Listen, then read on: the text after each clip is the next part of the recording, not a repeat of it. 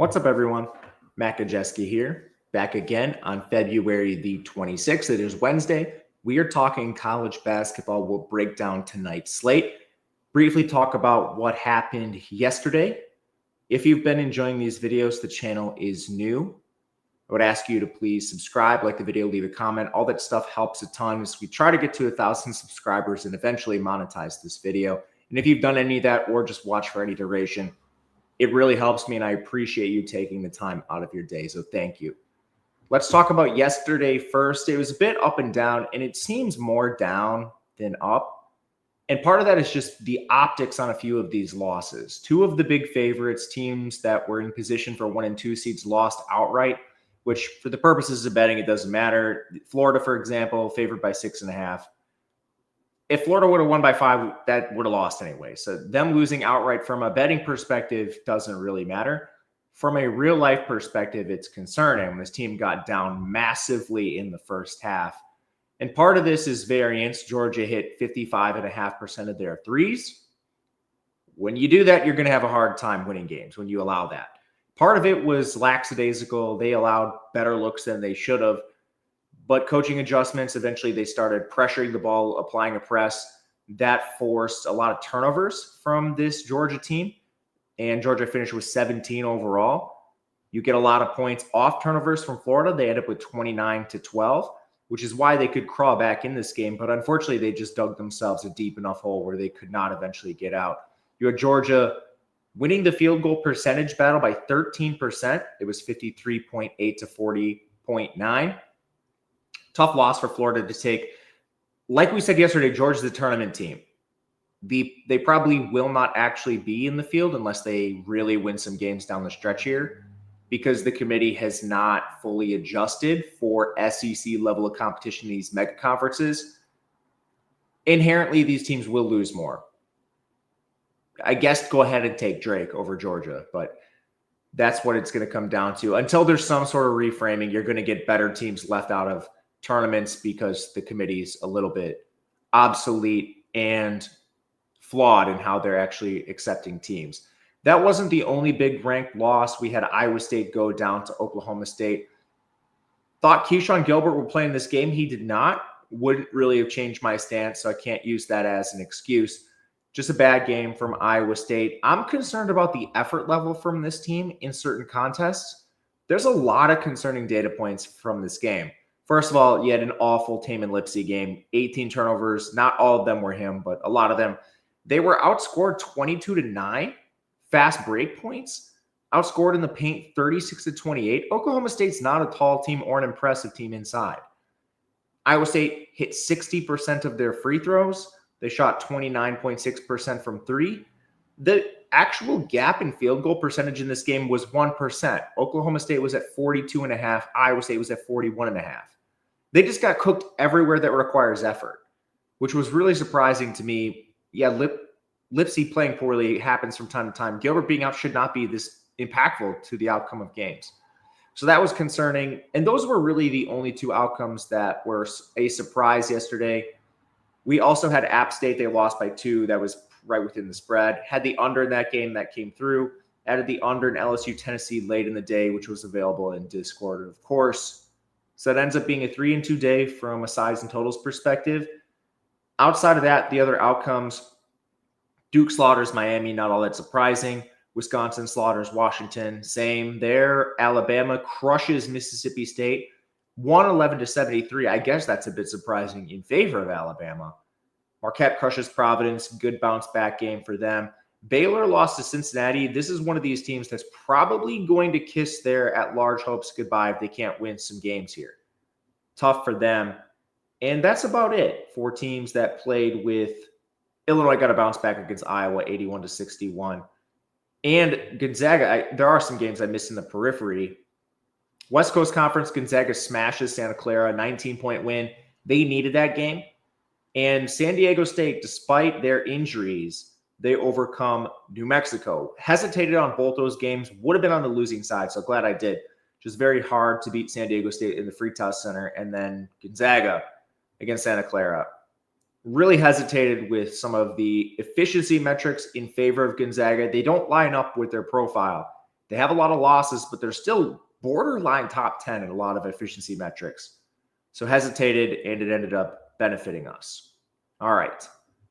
Big slate today, as usual, Wednesday. Wednesdays have become bigger than Tuesdays, interestingly. And we have amazing games at the top, highlighted by this Big Ten clash. Michigan State has to go to Maryland, and this game right away has a spread of 3.5 points in favor of Maryland, the home team. Totals 150.5. Pace is decent in this contest. Advantages. Let's actually start with resumes, because Michigan State, they've been at least in question until recently when they started playing the meat of their schedule. They're 4-2 against the top 25. Their top win came against number 17 Purdue, so no real high-end wins, and that was last week. They do have some lower-end losses. They lost to Memphis, Indiana, and USC, all those between 45 and 60, but their resume is strong overall. Maryland hasn't had quite as many opportunities. They're 2-1 against the top 25. Their best wins are against number 9 Wisconsin and 25 Illinois. They also have a couple losses outside the top 50 or so. Northwestern at 54, Washington at 90. So strong resumes across the board. As far as how these teams are built, both of them are tall. Both of them play well inside. Michigan State is 19th in effective height, second in rebounding. On paper, that's an advantage over Maryland, but Maryland is still 82nd in effective height, 34th in total rebounding. I think the play of Julian Reese and Derek Queen vastly outperforms what Michigan State has in their front court, which is still a pretty nasty rotation of Cooper and Booker and Zapala and a lot of these players. King Carr. Some are better than others, but I will say, defensively at least, Michigan State has done the job against some tall teams. We just saw them play Michigan. They out-rebounded Vlad Golden and Danny Wolf. Now, both of those players were efficient scoring inside, but man, you're going to take away some matchup advantages from these interior presences in the Big Ten. I think this is impactful. Both these teams are solid on defense, top 17 units. Interestingly, they're both outside the top 70 in interior defense, with their strength coming from the guard position and the perimeter defense. I think that makes sense. They're also a little different scoring inside. Maryland has two absolute wagons in the post with Queen and Reese. Michigan State, it's more dribble drives with their guards. Their offense is predicated on getting to the rim, largely because they can't shoot. They are 348th in three-point percentage. However, they know this, 333rd in three-point rate. So you can see they are getting to the rim. Maryland is different. They have the two wagons inside, but they can also score from the perimeter. Three excellent guards, Selton Miguel, Jacoby Gillespie, and Rodney Rice. Gillespie and Miguel are hitting over 42% of their threes. Rice isn't that far behind. So they're a team that will challenge you and stretch you. And personally, I think this team is a little deeper than other people are giving it credit for. Right now, Maryland they're one of the, as far as starters in scoring, they lead the country. Their bench minutes, they're 240th. They're 303rd in bench minutes. But they do have some players that have played more in the past, like Deshaun Harris-Smith. He played a larger role for this team last year. Jay Young, he's been a player for this team that contributed a little bit more last year, and he was a player that actually had a role with UCF before he transferred over. So I'm a little more confident in the depth than some people, especially with Kapari back. But all this to say, there are a lot of advantages Maryland's direction. When you look at the turnovers, they're 53rd in turnovers forced. That's a struggle for Michigan State at times. They're at home in this contest. We're going to lean that direction. We basically have this right on the spread, actually just a touch in favor of Michigan State. With the questions I have regarding that team, I'll lean Maryland's direction, and we'll see if we end up playing this through the day. It's bounced back and forth between 4 and 3.5. I don't think it touches 3. That would be a go for me with Maryland, but I don't think we see it. SEC country, we have Kentucky taking on Oklahoma. Kentucky hits the road. The spread in this game comes in at 2.5 points, and the total in the game sits at 163. This is actually moving to -3 in a lot of spots, so something to be aware of. Kentucky's getting healthier. They listed Jackson Robinson and Lamont Butler as probable for this game. Kirk Reese is still out, of course. Oklahoma is fully healthy. Resume-wise, Kentucky's 7-4 against the top 25. Beat number 1 Duke, number 4 Florida, number 5 Tennessee. No losses worse than Vanderbilt at 44. They do have 4 losses outside the top 30, though. They've been really hurt this year, so it's an awesome body of work. Oklahoma's been up and down, but they're a victim of SEC play. This should be a surefire tournament team. They have 3 top 25 wins. They beat Arizona at number 12 as their best, and they haven't picked up one of those wins since December 18th, but they only have 3 losses outside the top 40. 80 LSU's their worst loss. I mean, when we're comparing this team versus North Carolina versus Drake versus insert bubble team, I don't know how you don't pick these SEC teams. Stylistically, Kentucky's 41st in effective height, 72nd in rebounding. Oklahoma 142nd in effective height, 247th in rebounding. This is a massive edge Kentucky's direction, especially as they've started playing Amari Williams more. As far as shooting goes, Kentucky has the advantage here. 13th in effective field goal, 20th from 3. Oklahoma 53rd in effective field goal, 58th from 3. Defensively, Kentucky's actually better than Oklahoma, which is saying a lot because that's their biggest knock. 74th overall, Oklahoma 84th. Built similarly too, both top 20 defense on the perimeter, bad inside. But Oklahoma's way worse. They're 305th in interior defense. Kentucky's 260th and improving. A lot of that because they've been giving Amari Williams more minutes. He's a good rim protector. And then lastly here, the additions of Butler and Robinson are huge. Butler's their point guard. They've been playing a third-string point guard since he's been out. He's their best on-ball defender. Robinson is a 38% three-point shooter. That only trails Kobe Brea among their actual contributors. These players, if they're active and see any sort of, even if it's a limited role, they're very big for Kentucky in this contest. We make this about 2.5 3 points, 83.4 points for Kentucky, 81 for Oklahoma. I played the 2.5.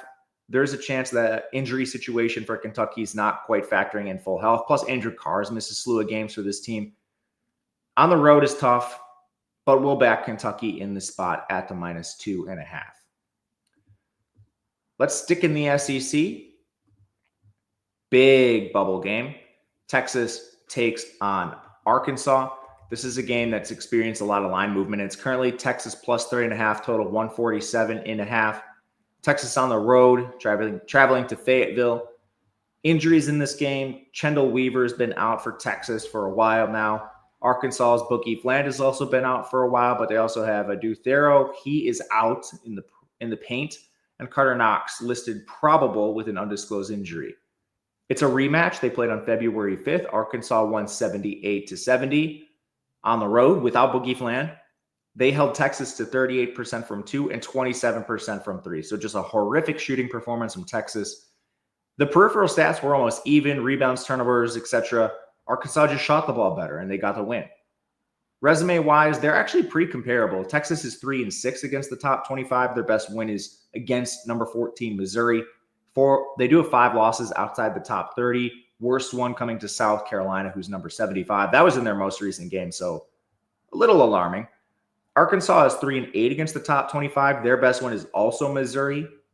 And their losses outside the top 30, still problematic. They have a loss to number 80 LSU. But they only have 2 losses outside the top 30. So I guess that's a little better than what we see with Texas, but it's close. Height and rebounding metrics, I think, are going to be similar here, especially with Thero out. Arkansas is 11th in effective height. Texas is 105th. Thero is a 6'8 forward. He's their most efficient player overall on the team. Not the most efficient on offense, not the most efficient on defense, but combining the 2 metrics, he's their best player now that Boogie Fland's out. He's also their best rebounder. That's even with Ivasic on the floor. Pretty crazy. I think that's mainly just an effort thing. Offensively, Texas is 79th in effective field goal, 68th from 3. Arkansas is a little worse. They're 86th in effective field goal, 203rd from 3. Neither of these teams shoot a lot of threes. They're outside the top 30 apiece, both trying to attack and get to the rim. Arkansas does have an edge, but that's mostly on the perimeter. They're 37th at defending the 3, so Texas should have avenues to score inside. And then turnover and foul margin's pretty even for both of these teams.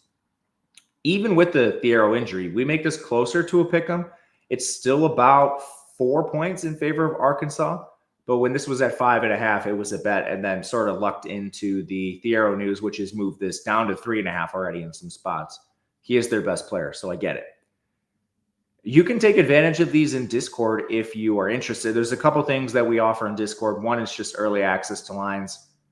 It helps you with closing line value. We also bet things late when injuries break. So there's two ways to sort of capitalize on closing line value. We have a model that predicts spreads, totals, player projections for all the major games, points, rebounds, assists, minutes, you name it. That helps you early on.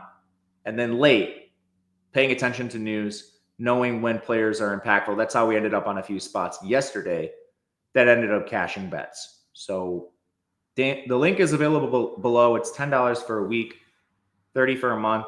Building a March Madness tool that you guys might like too, but just want to say that and highlight that. While I'm at it, if you or somebody knows has a gambling problem, please call or text 1-800-GAMBLER. You must be 21 or older to play in most areas, as I usually forget to say that. But I think I've now hit everything I'm supposed to say on these shows. Weird ACC clash. Two teams, yes, they're in the ACC, SMU and Cal. This is a 3-point spread now in favor of SMU on the road, and the total in the game is up to 153.5. It's a really weird road spot for Cal, but it is a rematch. These teams played on January 29th. SMU won 76-65. Again, they were at home. Cal did not have Andres Stojakovic or Mady Sissoko. SMU did not have Samit Yigitolu, so both teams were hurt. SMU won that game by shooting the ball better. They also crushed Cal on the glass. Both these teams should be healthier in this game. Stojakovic is back. Sissoko is back. There are some injuries, though. SMU's Boopy Miller hasn't played in a week. I thought he was going to play in their last game, a really important game they needed. They lost. And Cal, Joshua Ola Joseph's been out for a little bit. So neither team is clean in terms of their full bill of health. SMU really needs to win out if they're going to make the tournament. And that's what I'm saying. This team has 4 wins in the top 100 all season. But you're going to rank them ahead of Georgia. You're going to rank them ahead of Vanderbilt, Oklahoma. Like, what are we doing here? Yeah, SEC has more teams. ACC also has more teams. But there are ways to evaluate how good these teams are without just looking at record.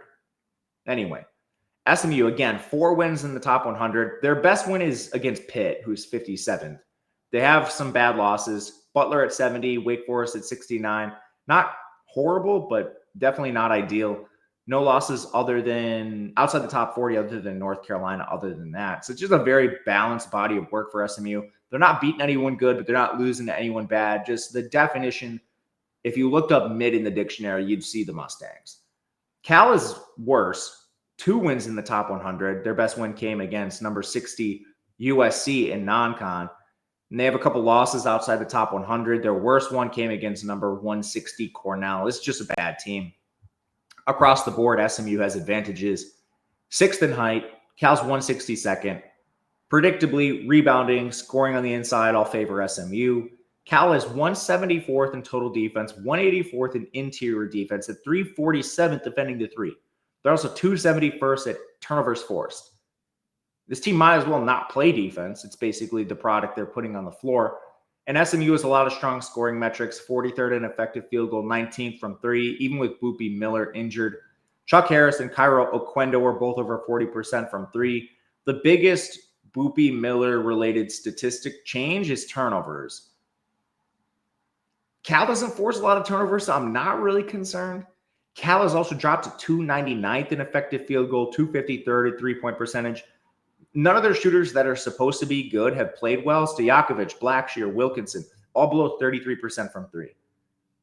To be honest with you, I don't even really care if Boopy misses this game. Cal is an awful team. We lay the 2.5 with this. I think the current line at 3.5 is fine. We make this outside that closer to 5.5, 6. One of the biggest discrepancies I've seen recently, which has me scared that I made an error, but we'll play this, and we did confidently. We'll back SMU. Back to the SEC, we have Ole Miss taking on Auburn. This is a game with a 12.5-point spread in favor of the home team, a 154 total. Injuries, Matt Morrell, again, for Ole Miss, he's listed every single game he always plays. Not sure why they continue listing him. Auburn's Chad Baker-Mazara, he's been dealing with something for a while now. I think he goes, but he's the more questionable player with the injury designation. Janai Broome, obviously not 100%. Guy can't make it through a game without limping, but he's a warrior. He's not going to miss. It's a rematch. They played on February 1st. Auburn won 92-82 away from their building. That was at Ole Miss. They shot 50% from three, annihilated Ole Miss on the glass. That's a huge mismatch again in this game. Auburn has the best resume in the country, 7-2 against the top 25. They have wins over some of the elite teams in the country: Tennessee, Alabama, Houston, Iowa State. Their only losses came to number 1 Duke, number 4 Florida. So, I mean, this is an elite team and no real holes in the resume.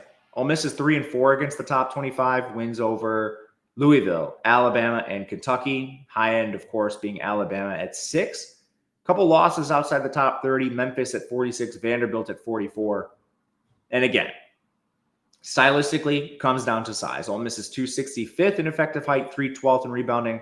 Auburn with Janai Broome, Chaney Johnson, they're 78th in effective height, 32nd in rebounding. Janai Broome might score 40 points tonight if they let him out there and play the whole time at full capacity. Auburn just has so many advantages. Aside from the height, this is a great shooting team. They're 58th in three-point percentage.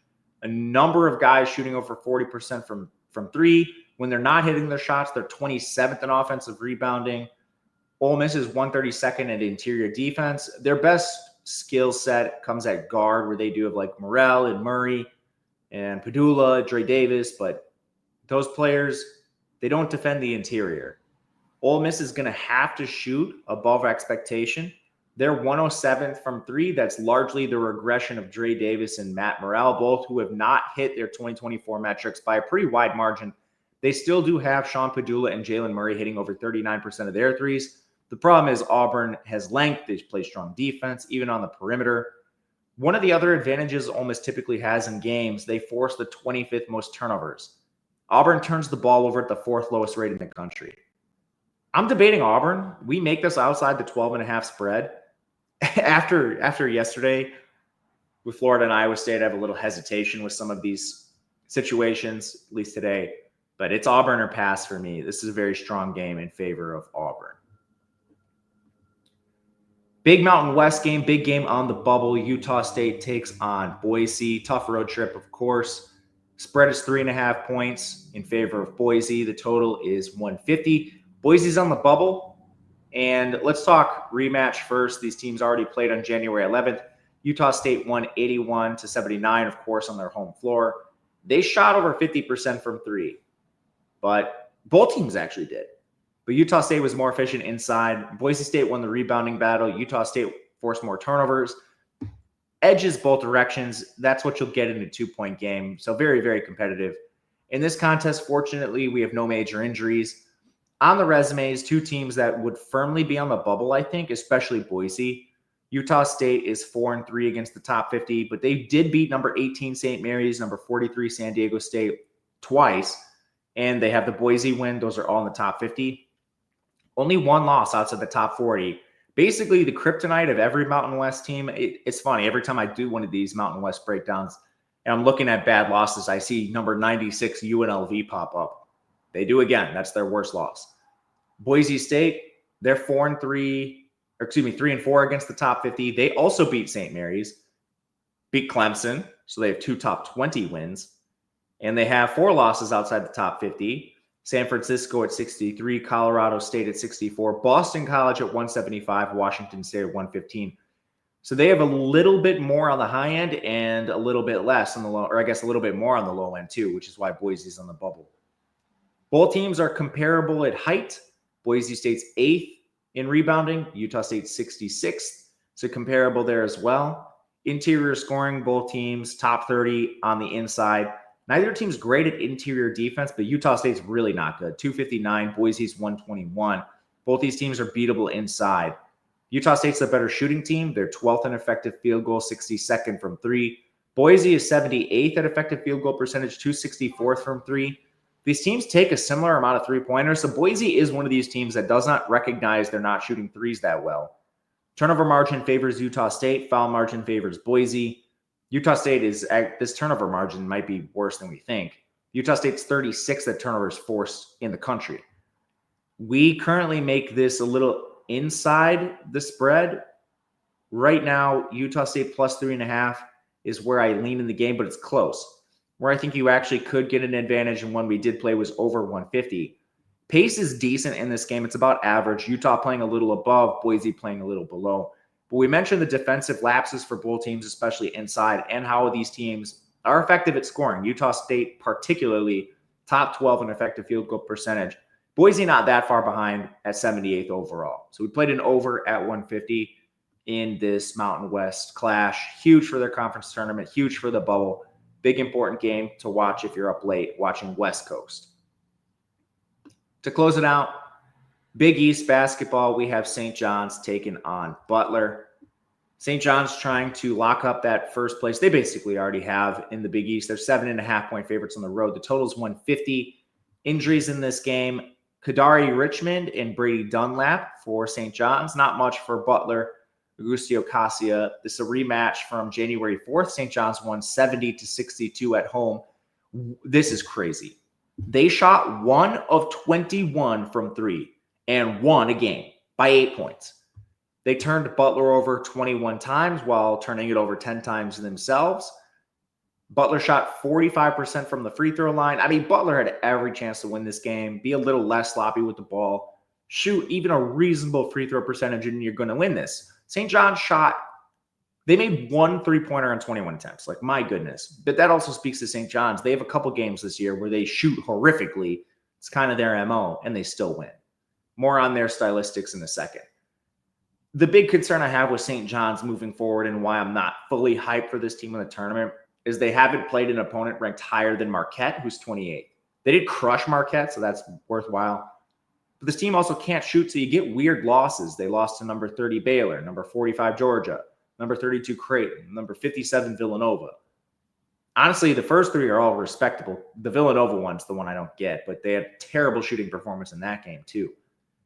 Butler, as a team, I think they've underachieved. They're 0-3 against the top 25. They did beat number 29 Mississippi State. They have battled injuries this year, but for all that good, they have some egregious losses. 275 Austin Peay. What in the world? 125 North Dakota State, somewhat more defensible. 86 Providence, who's hurt. 81 Georgetown, who's hurt. What are we doing?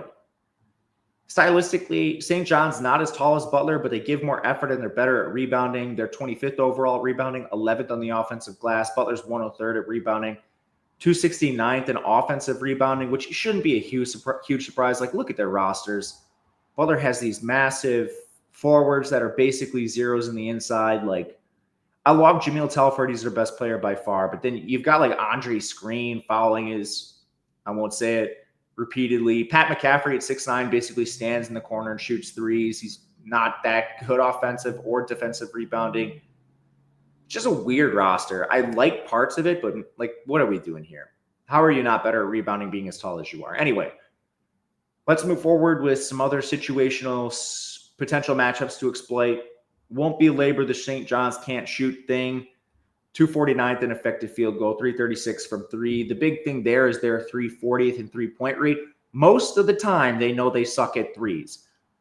Against Villanova, they shot like 33, and I think that was a big lesson for them. You just can't have that. Some teams will dare them to shoot threes. It's about taking them situationally. But I don't know if Butler can really do that. They're 127th at interior defense. This is a big mismatch in favor of St. John's, who can get their shots in the paint pretty easily. With that said, Butler can shoot, and that's how you get some weird outcomes. You know, like you beat Mississippi State, but you lose to Austin Peay. Some of that's because, like, they have weaknesses, but they do hit 30, or they do shoot threes well. They're 30th in three-point percentage in the country. And they have some weird players that provide mismatches, like Finley Bizjack. He's a big point guard, over 40% from 3. Pat McCaffrey at 6'9", over 40% from 3. It doesn't do anything else, but he is good at shooting threes. They'll need to hit him to compete with St. John's tonight. St. John's does force the 12 most turnovers in the country. Butler's 171st in turnovers committed. That was the matchup that basically decided the first game. St. John's got a ton of points off turnovers. One weird situation to monitor, Rick Pitino is not always forthright with injuries. Previously this year, about 2 weeks ago, you'll remember he said Davion Smith would be out for the rest of the season. He promptly played the next day. After the game over the weekend, he said Kadari Richmond couldn't walk. I do know Kadari's been missing practice. I don't trust what Pitino says, but that's at least worth mentioning for those of you making decisions on this game. We make this inside the 7.5 points pretty substantially. I have not taken it. I am nervous for two reasons. One, can you guys imagine what St. John's would do if they hit shots? This team would be Duke. They'd score 100 points a game. They're scoring 70, 80 points, going 1 of 27 from 3. Imagine if they ever hit shots. And second, some of the mismatches with the turnovers forced, the interior presence of Butler has me really nervous in this game. We'll lean Butler. I'm going to need a few extra points. We'll see what happens with Kadari, just worth mentioning. But plan on hitting a few games on Twitter that we didn't talk about. Vanderbilt A&M, Penn State, Indiana, 2 big bubble games. We'll talk about those on Twitter. You can follow me at Matt_Gajewski if you want. Otherwise, thank you for watching. Leave any feedback you have below. I do take it into consideration. We'll be back tomorrow, but until then, good luck. We'll see you later.